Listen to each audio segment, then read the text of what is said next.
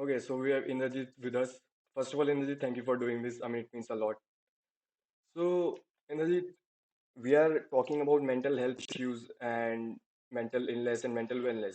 And let's be honest, at some point, we all have faced some kind of mental issue.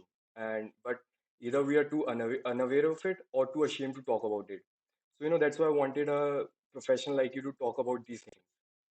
And I want to start with a very basic thing. And I mean, I want to know how would you describe a healthy mental health? I mean, and what I meant by that is we all face some kind of stress or anxiety due to certain situations, but it doesn't mean that we are having mental health issues. On the other hand, people are suffering from high level of stress and anxiety due to mental health issues, but they're too unaware of it. So, in your opinion, what would you say is a normal, healthy mental health? Of course, that is something which is very subjective in Yeah, yeah, yeah. nature, but at the same time, a healthy mental health would be somewhere where you are trying to recognize what is happening with you without somebody else having to call out what's happening for you. And at the same time, you recognize what's happening within you, where you are in touch with your thoughts and your feelings. Every day, even if you could take a little bit of time to simply reflect or even pause, and you know when to pause, would be a Yeah. good mental health, I would say. And also, you have a good support network where people are there and you feel comfortable enough to share. And also, for them, if they call you out and say that, look, I think something is off that day, then you actually take it seriously and you do something about it. Okay. And the moment if there is something that's happening at one end spills over into another, like something that's happening at work, at college, and it spills over into other spaces also, that's an alarm for you. But otherwise, if you feel that you're able to park it wherever it belongs, then that's also somewhere you being able to find a balance. So, I mean, what you're trying to say, at point you are able to handle your issues, mental health issues. So, I mean, that's fine. But at the moment you think you are not able to cope up with them, then you should ask for help, right? Yes. So, like I talked to a psychologist earlier also, and what she was Mm-hmm. trying to say was that people are focusing on mental illness, but instead we should be more focused on True. mental wellness and positive psychology. So, I mean, I was True. very interested by that. So, can you explain, I mean, what's the difference between mental illness and mental wellness and positive psychology? How does that work? So, positive psychology, of course, talks a lot about where you are taking care of your mental health and you're focusing on those things that are actually working for you rather than those things that are not working for Okay. you. Most often, the easiest way to say is that we focus on things that are not working for us. Yeah. Very automatically, either the glass is half full or half empty. It's as simple as you look at it as half full or half empty. If we start focusing on things that we have and are working well for us, that's the first baby step that you can take towards positive psychology. Okay. And so, I mean, what do you mean a mental wellness? I mean, what's That's the easiest thing of saying that I'm taking care of my mental wellness by focusing on things I have, the okay? resources I have, and also to say that on a day when I am not having a good day, I actually pause and say that I'm not having a good day and taking a day off even to focus on your own mental health. Like I need a brain break. Okay. So That's the simplest thing. it's more of being a solution oriented mindset, having a solution oriented mindset, right? And also to focus on the things that are actually working. Yeah. I mean, that I agree. I mean, we have always seen that we are always focused on things that we can't control. So Yeah. instead of, And even when it comes to mental health issues or when it comes to mental, I'm not going to call it illness, but yeah, mental health concerns, is also to say that people say that what is not working for that person, that there is that degree of whether it's severe, it's mild, it's not so severe, it's mild, but then we don't say that so much of it effort is going into even keeping it at that level and not making it worse than that also, or not letting that mental health issue aggravate. okay. It takes so much more effort. So like you said, you'll not refer it as mental illness. So I mean, do you think that this should be now normalized in the society that we should refer to it more mental wellness and not mental illness? I wish that would be most ideal to say that we focus on it as mental wellness rather than mental illness or mental health concerns. I would, of course, It's it's yeah, unfortunately it's such a hidden concern when it comes to mental health issues. Nobody carries a tag around, or it's not something that you can always physically see. So yeah.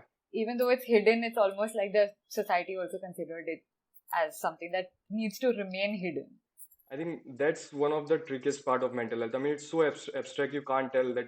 I've seen people enjoying one day and when they come home when they're alone I mean, they are suffering from these things. Yes. So, so one of the things which I've seen very common is problem Hmm. of overthinking. I mean, I do it, and I've seen literally every other person doing this. And so, what happens is that we start with a thought, and it starts multiplying and multiplying, and soon we are having stress and anxiety due to things that has never happened. So, like, True. how do you see the problem of overthinking? So I'm going to draw from this as saying that we most often think about things that I have. What is the outcome going to be Yeah, like? outcome. Can I invite you to? I mean, if you don't mind me asking, do you Yeah. think about the past? Do you think about the future? Uh, Actually, it will be a combination, I'd say, both. Yes. But most of it is about the future, like what will happen, and so yeah, So most often our overthinking is driven by either the past or yeah, about the future. That's where one trail comes and then it's multiplying because we all have that fear or we all have that thing in us that we want to control what the outcome is going to be like. yeah, Because we don't want to face the one big thing that the society looks out for us as a taboo, which is failure. yeah. So So I mean, that's the biggest thing, that overthinking is a lot to do with protecting ourselves, but in the process what we do is that we completely dismiss the value of what we have now.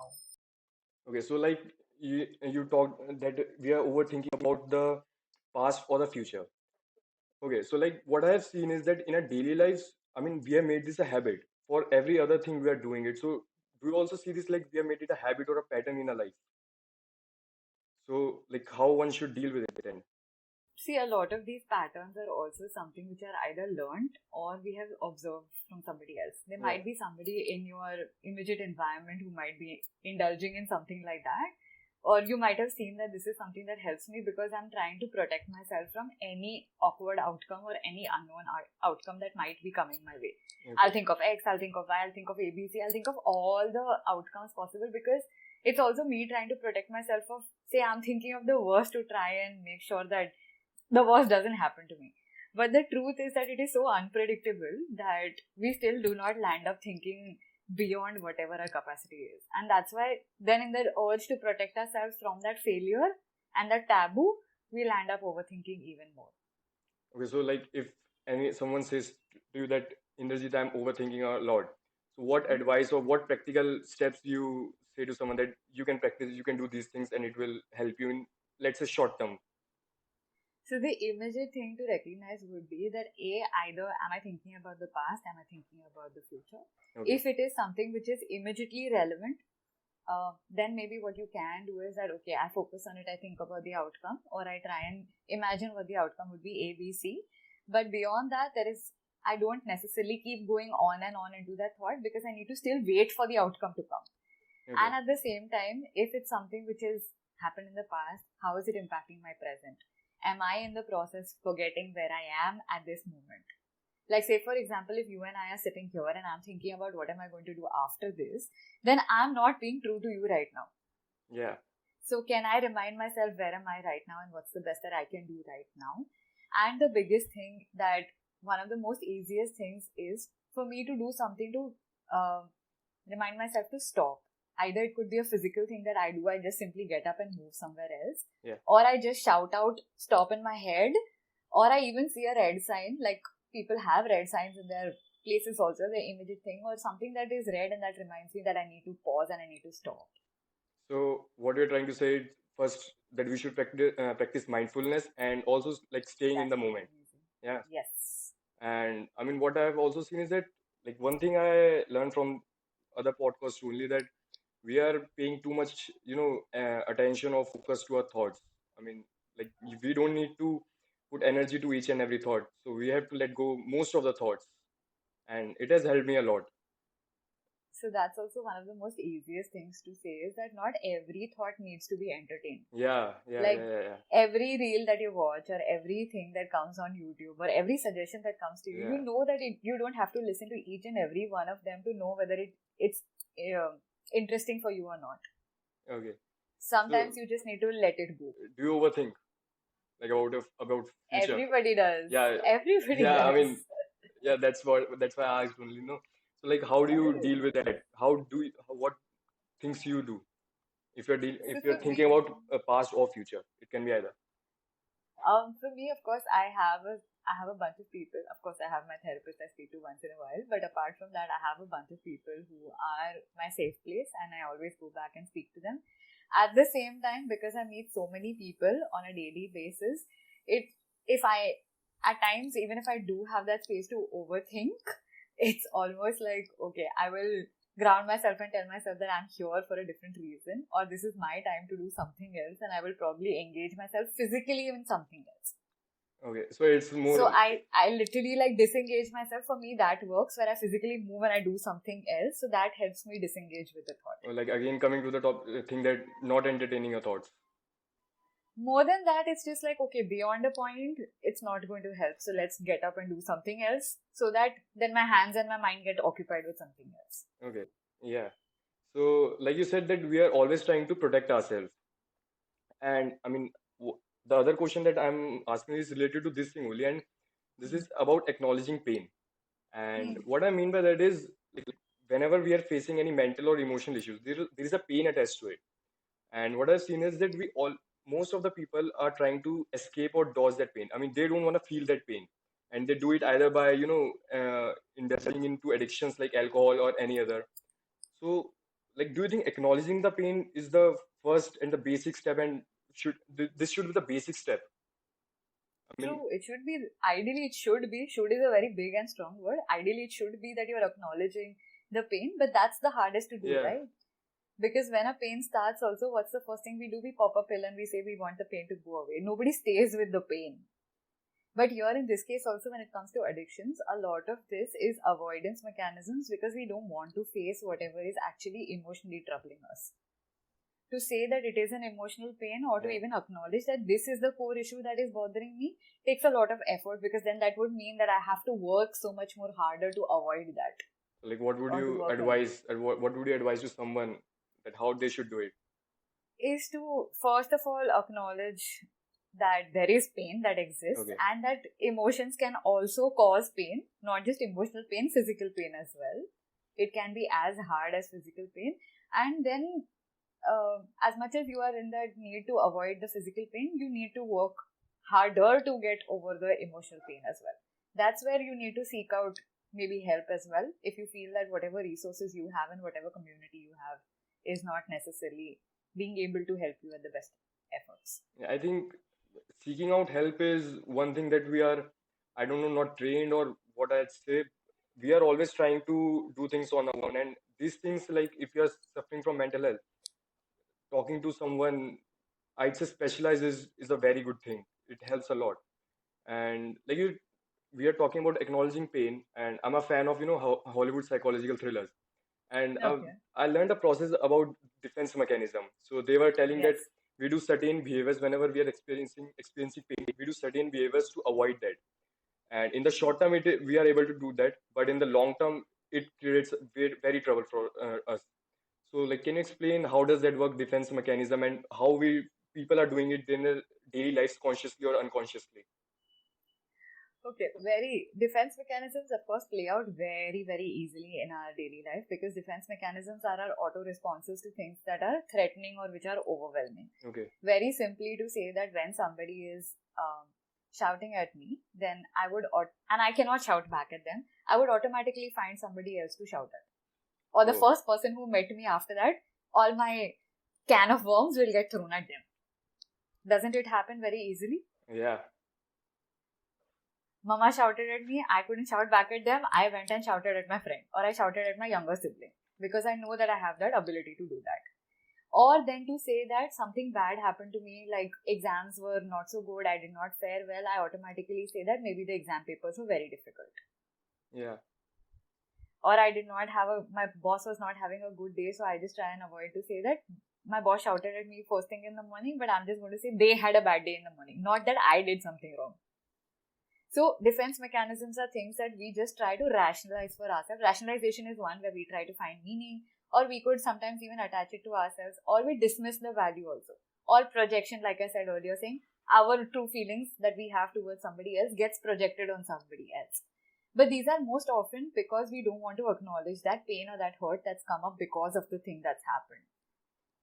And that's our way of sort of trying to protect ourselves from feeling hurt. Okay. So it again comes to that acknowledging pain thing only. But more than acknowledging pain is to recognize that if I'm doing this very often, Yeah. like if I'm constantly projecting my true feelings towards somebody onto somebody else, then it becomes a dysfunctional pattern and it affects my relationship with that person and the person on whom I am projecting my feelings. Okay, so Then they will automatically look at me as this angry person who just keeps blasting. No? I mean, what would you say that if it like we can only tackle this by feeling how we are truly feeling at that moment. In this point, it's also about a combination of thought and feeling, is what I will say.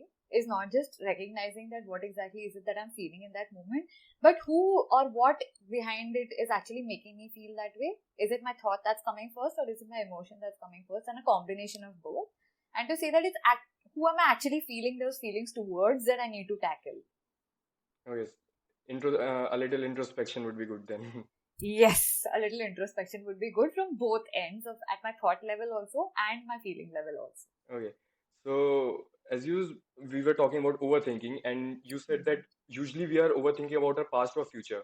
Future. Like we talked about future that we can not control that those things, and so I mean, what I've seen that past is one of the biggest thing that is creating problem for us. And I mean, what I'm trying to say is that people we are not able to make peace with our past. I mean, things that happened to us, and we don't know how to deal with those things. So, like, what would your opinion would be that how should we deal with the past and let it go thing and making a peace with those things? Like, what would you say? Most often, what happens is that we hold on to the feeling or we hold on to the person. Yeah. I mean, and what we need to really do is acknowledge that if it's a person who you're dealing with day in and day out, and if they caused you any sort of discomfort or hurt that you're feeling, then to acknowledge it with that first to acknowledge it to yourself, and then if that person is not there, to be able to make amends within yourself. Because the biggest thing is that we need to forgive ourselves for holding on to that hurt, because we're holding on to something in our past, something a part of us is also stuck in the past. Yeah. Only can we once we release that and acknowledge that, can we sort of work towards letting that go also. Because say for example, if something happened to me in childhood, then that part of me in childhood is still stuck there. Yeah. Because it never got that kind of acknowledgement that it needed at that time. So to recognize which part of me is stuck, and then to recognize who are the people who probably I have those feelings towards, and then start that process. And do you think it is also like accepting the thing that we can't change it and we have to move on? Sometimes if it's really that difficult and something which is totally inaccessible, say for example, if the person is not a part of your current daily life or functioning, then automatically yes, you would have to accept those things and let them go. But if there is that possibility of making amends, then I would still say that it's never too late to make amends also. So I mean, like, what's your personal experience? Like, how do you deal if something is troubling within the past? Like, I want to know that also. So for me, it took me very long, but I have discussed these things at my level with my therapist as well. And at the Okay. same time, I have waited for the other person to come around and either say things to me, or I have let them know once I have felt that this is what exactly is happening for me. And whether it's been with my friends or it's been with other people as well. so, I mean, usually, like you're talking about making amendments with the people, but there are some memories also, like that are troubling you. It's not of a particular people or that is thing, but something that particularly happened and you didn't like it. So, like, how do you deal with that? Like your personal opinion also, I want to know. It's not just theoretical things. Of course, I mean, I wish I could, if somebody can even hold space for you and you could go back and tell, if there was something that you could change. But Play that's out the the thing. same. But that's the thing. You The can't simplest change. thing You is, can't change various things in the past. of course, but you can always in your mind go back and say that if I could change something about this, then this is what I would do differently.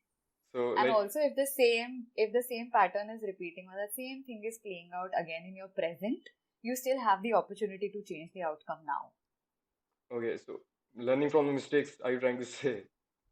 Not really learning from your mistakes, but if I had a habit of doing something a certain way and I know that that habit is not necessarily helping me out, Yeah. I still have the opportunity to do something differently about that habit now today to unlearn or relearn the habit. Okay. So, So if I can correct it now, now is the time to correct it. okay. So, I mean, we're talking about mental health, and I think this conversation is incomplete if we don't talk about depression.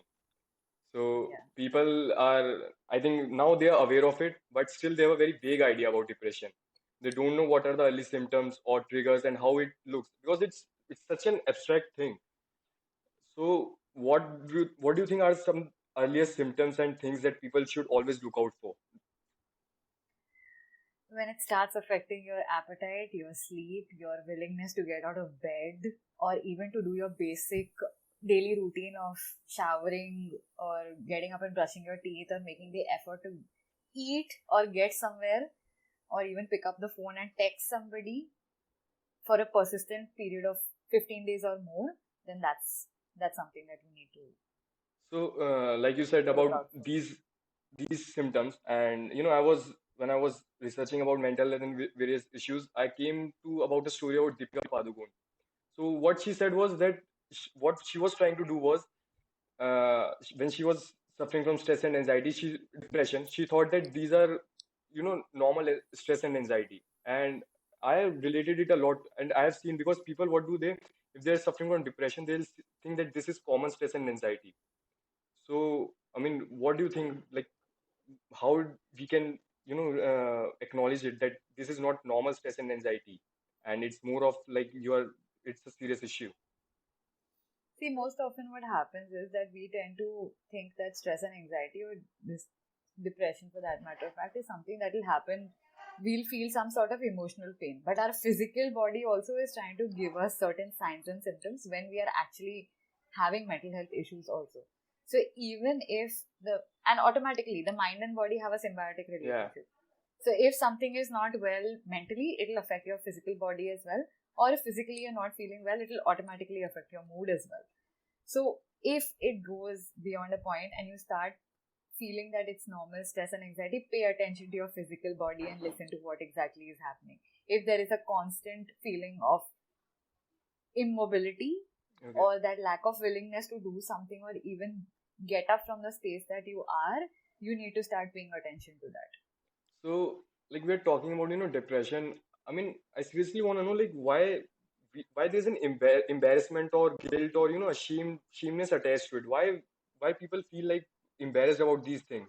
Like, why is that thing happening? Because you need to acknowledge it, right? To say that there is a difficulty, and then to say that there is a difficulty with the way I think or the way I cope with certain situations also. Everybody wants to project that very strong image of themselves, isn't it? Yeah. And let's face it, depression also requires, like fever also requires medication to be taken. Like you need to do a 3-day course or a 5-day course based on how unwell you are. Depression also requires some sort of medication for it to get better. So, and And I have to still meet somebody to tell them to yeah. even get out there, to even tell somebody that look, I need to visit a doctor. Because unfortunately a psychiatrist is not sitting in a polyclinic. So I mean, do you think it's more of a societal thing also? Like society judges you and judgment thing. I really think that at some point it's that very strong idea that we all are auto-tuned to say that we need to be strong. You can overcome everything that Yeah. happens. You have to be this way. And I mean, It's not okay for you to cry. yeah.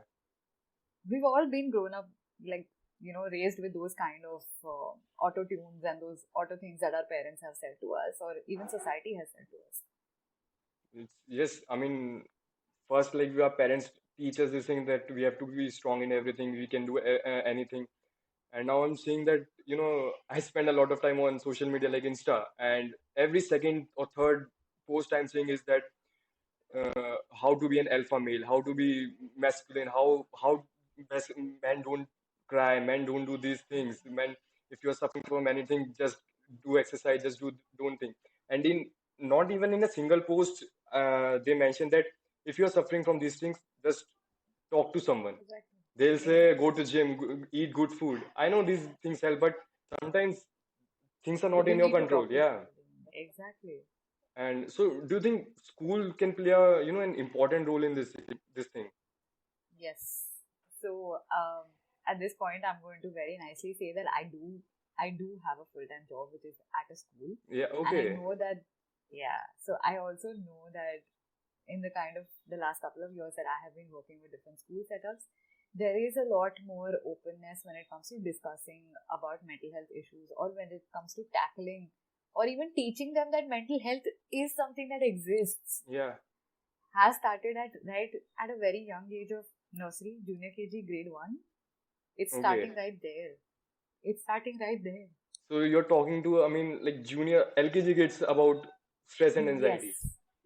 Not stress and anxiety, but then for them to start recognizing that emotions are there. What are the things that we need to do to even feel good on a day when you start crying? Or what are the things that help them feel good? Or that it's important to be grateful, or the kind of language that you use also impacts somebody else. So, like, you are talking about my the mind wellness and positive psychology. Yes, yes. And also to even say that how life skills are things that also impact the way we tackle mental health issues. So, like, if I talk about my personal experience, so Mm-hmm. I've in my 12 years of schooling, I was taught literally various things, maths, history, geography. But I, clearly remember that I didn't even had a single class in which they taught me that Pratham, there will be some moments in your life when you face these type of things, but these are only just part of your life and you can overcome it. And if I think they would have taught me, a little earlier, it would have been better in when I face these things. So Yes. it feels really good that now children you are doing this and that So awareness is I know coming. for a fact that a lot of this is of course not just the school where I work, but a lot of different curriculums have also made life skills a part of their curriculum, because now the importance is being placed on mental health issues as well. Okay, that's really good. So like, what do you think are the habits that we are doing, consciously or unconsciously in a daily life that affects our mental health in a very bad way and people don't know? Okay. The first thing is we are scrolling extremely unknowingly, but spending too much time on social media. I mean, let's face it, you and I just spoke about it to say how Instagram is, as much as it's an ego boost, it's also an ego drainer. Yeah, Because you're constantly scrolling and you want to be on that. You're constantly comparing yourself to that alpha male image or whatever thing that you see over there. And even if you know that I'm making a difference in the world by making a baby step, that baby step seems too little. So you dismiss the value of your own action. So that's the biggest thing I think that we are doing. And also, apart from that, another thing that we are doing is either we are packing too much or in our daily schedules where we are not necessarily paying attention to ourselves. We are not taking our time. We are too much in the rat race to yeah, say that let's go, let's do this also, hustle, hustle, hustle, hustle. But the hustle, hustle also will at some point drain you out physically and mentally. And it will say time to totally then the hustling will come to a peak and then completely crash. I would rather say that everybody has their own capacity to hustle, so recognize your own capacity. It's okay if everybody is not at the peak, because the bell curve also says that there would be a few on the peak and rest everybody would be going down. There would be some who would be coming down as well. But everybody has their peaks and troughs. Not everybody is sailing all the time, and it's okay to have a low as well. And also at the same time, understand the value of your community, because the community plays a very big role. If we are constantly trying to hang out with people who are only hustling all the time, we'll constantly feel low, right? We need to have a balanced community also who gives us good and bad vibes, so that we are also remaining grounded. yeah. So what you're trying to say is not everyone wants to become Elon Musk. Someone to live a simple life. And it's okay. There has to be just one Elon Musk. So if everybody's Elon Musk, then there would be no value of that Elon Musk also. Then we'll be on Mars way early if everyone Yeah, will be Elon Musk. exactly. Exactly. So So it's also to recognize that you play a role in the world and be happy with the role that you play. yeah, however small that role is, but it's an important role. Yes, Yeah. because if you weren't playing that role, nobody else would. So like, uh, I think I mean, that's a very broad topic. I'd say, society is always saying that you have to be on the top, you have to be on the top, you have to be a millionaire. And it's now that rat race has started. Like, first the rat race was to uh, get a job. Now it's to become a millionaire. Like, I see every time I open social media, 22-year-old has become a millionaire, 23-year-old has become a millionaire, and that plays with the brain in a very tricky way. So, I mean, like, how do you deal with this social media addiction thing? What's your go-to thing? See, this go-to thing you would be to remind yourself that I have come a long way from where I was. Oh, yeah. I mean, so like, uh, this addiction. If someone is having this social media addiction, they don't realize that this is also a very bad thing. I mean, in our society, addiction is always related to drugs. But Yeah. like now, I am listening to various other podcasts of neurologists. They are saying that Hmm. this is a drug that people don't know that how it is harming. So can you like So tell about actually it a little? now the DSM, which is basically the Diagnostic Statistical Manual for Psychologists for Okay. diagnosis, actually has something now which is called gaming and social media addiction. When people are so invested in that they are not able to sustain without it, and they're constantly going back and spending time on social media because it gives the brain such a high. It's like how you eat something that gives you pleasure, and you're constantly seeking that pleasure, is why you're constantly going back to that social media. But what we don't really recognize is that as much as when you consume a substance, it gives you a high and then you have a very terrible low, we're not recognizing that this also, when all of the social media content will be gone, it's going to remind you that you are actually in a very terrible low. We don't recognize that there is a flip side to it also. Yeah. So I think what you're trying to say is about the dopamine thing, right? Yes. Yeah. Yes. So I don't know if you have read a book. It's about Dopamine Nation by Anna Lemke. She's also a psychologist psychologist at Stanford. On She works on addiction things. Okay. And like Mm-hmm. when I read that book, it Mm. it was very insightful. I mean, people don't realize that dopamine level, how they are disrupting that dopamine level in their brain by engaging in social media. So, I Mm. mean, like, do you have any opinion on this? How people work with the dopamine thing? It's always constantly pleasure seeking. No, we don't want to face anything which is painful at all. So we constantly keep on doing whatever it is that has been has been giving us that pleasure, in the hope that the pain sensation will eventually dull down.